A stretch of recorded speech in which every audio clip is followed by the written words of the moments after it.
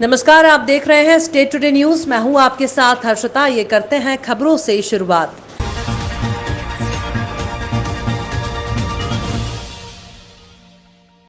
शासन द्वारा भूमाफियाओं के विरुद्ध चलाए जा रहे विशेष अभियान के अंतर्गत पुलिस अधीक्षक मयंक अवस्थी के निर्देशन में अतिरिक्त पुलिस अधीक्षक समीर यादव, एसडीओपी सीहोर सीएम द्विवेदी, श्यामपुर तहसीलदार शैलेश द्विवेदी के मार्गदर्शन में नायब तहसीलदार ज्योति पटेल, थाना प्रभारी श्यामपुर आरएस यादव के नेतृत्व में आरोपी इमरान खां पिता लतीफ खां के कब्जे से शासकीय भूमि पर अवैध अतिक्रमण को राजस्व और पुलिस विभाग की संयुक्त टीम द्वारा कार्यवाही कर अतिक्रमण मुक्त किया गया। ग्राम श्यामपुर में नवोदय के पीछे शासकीय भूमि निवारिया और श्यामपुर काकड़ से लगी शासकीय भूमि पर करीबन 3 किलोमीटर के दायरे में 15 एकड़ जमीन पर श्यामपुर निवासी इमरान खां पिता लतीफ खां द्वारा गत 7 से 8 वर्षों से अवैध अतिक्रमण कर व्यावसायिक रूप से उद्योग किया जा रहा था, जिसे राजस्व और पुलिस विभाग द्वारा संयुक्त कार्यवाही कर आरोपी इमरान खां पिता लतीफ खां निवासी श्यामपुर के आदित्य से अतिक्रमण हटाया गया। मनावर धार में आईएसओ अवार्ड आयोजित हुआ। इस समारोह में मनावर को भी स्थान मिला। आईएसओ अवार्ड समारोह में एसडीओपी कार्यालय के लिए एसडीओपी धीरज बब्बर और थाना मनावर के लिए टीआई ब्रजेश कुमार मालवीय मनावर और स्टाफ को भी collector doctor Pankaj Jain, SP Aditya Pratap Singh द्वारा सम्मान पत्र देकर सम्मानित किया गया। मनावर के लिए गौरव की बात है कि एसडीओपी कार्यालय और थाना मनावर आईएसओ अवार्ड के लिए चयनित किया गया। एसडीओपी धीरज बब्बर और टीआई ब्रजेश कुमार मालवीय मनावर पहुंचने पर सभी वरिष्ठ जनों ने बहुत बहुत बधाई और शुभकामनाएं दी। अक्सर देखा गया कि कोई भी अधिकारी कर्मचारी अपने सम्मान के लिए सम्मान लेता है, लेकिन इन अधिकारियों ने अपने सम्मान के साथ जहां नौकरी करते उस कार्यालय को सम्मान का हकदार बनाया और सम्मानित करवाया। बहुत बड़ी बात है। नर्मदा स्नान पैदल यात्रा कर रहे श्रद्धालुओं को जगमीत ग्रुप की ओर से संक्रांति के पावन पर्व पर लंगर भोजन प्रसादी कराकर पुण्य अर्जित कर रहे हैं। देवेंद्र सिंह राजू भैया भोले भैया ने बताया कि हमारे मन में 10-15 सालों से था कि मकर संक्रांति पर जो श्रद्धालु पैदल यात्रा करते हैं उनकी सेवा में भंडारा लंगर करवाऊं, लेकिन बहुत प्रयासों के बाद भी लंगर भोजन प्रसादी नहीं करवा पाया। लेकिन आज मकर संक्रांति के पूर्व हम सब परिवार ने मिलकर ये निर्णय लिया कि आज लंगर कराया जाए और ईश्वर की कृपा से श्रद्धालुओं को भोजन प्रसादी लंगर कराया गया, जिसमें झंडा लेकर जाने वाले के अलावा ग्रामीण और पत्रकारों को भी आमंत्रित किया गया।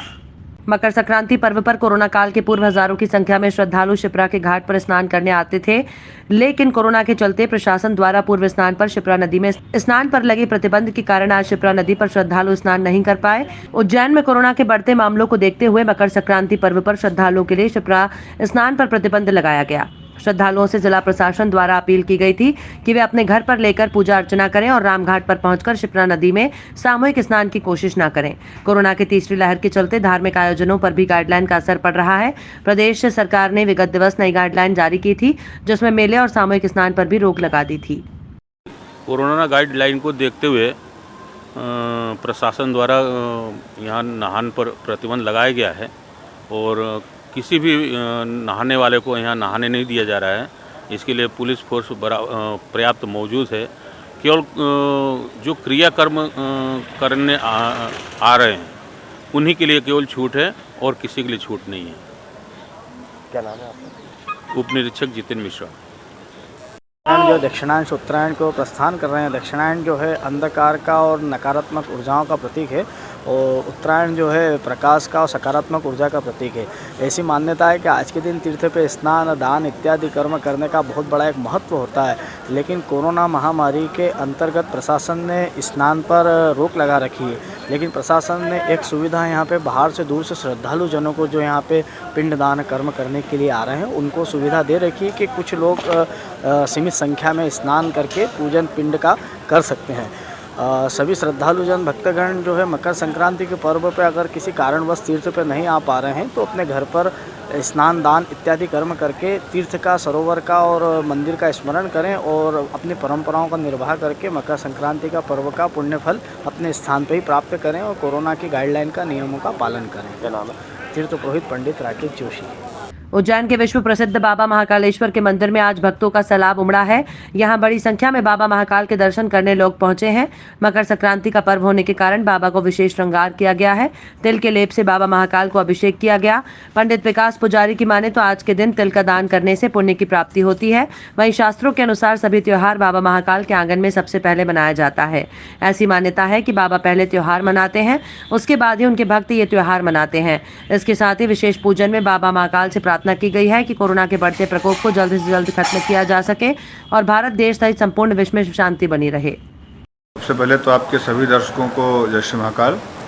और आज मकर संक्रांति का सूर्य उपासना का पावन ये पर्व जो कि पूरे भारत में ही नहीं अपितु अब तो पूरे विश्व में बड़ी धूमधाम से मनाया जाता है। उसी क्रम में बाबा महाकाल का ये पावन सा दरबार जहाँ प्रतिदिन उत्सव होता है और जब उत्सव का विशेष कोई दिन आता है तो वो फिर बहुत बड़ा एक महोत्सव के रूप में परिवर्तित हो जाता है।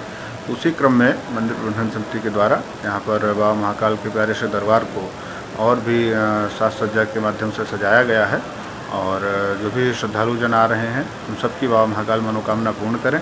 और सभी श्रद्धालुओं से एक ही बस निवेदन करेंगे कि चूँकि कोविड की स्थिति इस समय जो चल रही है विश्व में, उसे देखते हुए उन कोविड नियमों का पालन करते हुए बाबा का दर्शन करें। और सभी श्रद्धालुओं को मकर संक्रांति के पावन पर्व की बहुत बहुत शुभकामनाएँ, बहुत बहुत बधाइयाँ। आप सबकी मनोकामनाएँ पूर्ण हों। जय श्री महाकाल। आपको पता है कि कोई भी त्यौहार होता है बाबा के दरबार में सबसे पहले मनाया जाता है। और जिस प्रकार आज उत्तरायण पर्व है, महापर्व कहलाता है ये। और जब सूर्य नारायण भगवान अपने दक्षिण गोलार्ध से हटकर उत्तर गोलार्ध में आते हैं तो इसको उत्तरायण कहा जाता है। और आज के दिन भगवान के यहाँ पर पूरे संसार में तिल और गुड़ के दान का बहुत बड़ा महत्व होता है। इससे व्यक्ति की आयु बढ़ती है, पुण्य बढ़ता है और ये बाबा की प्रार्थना का बहुत बड़ा दिन होता है।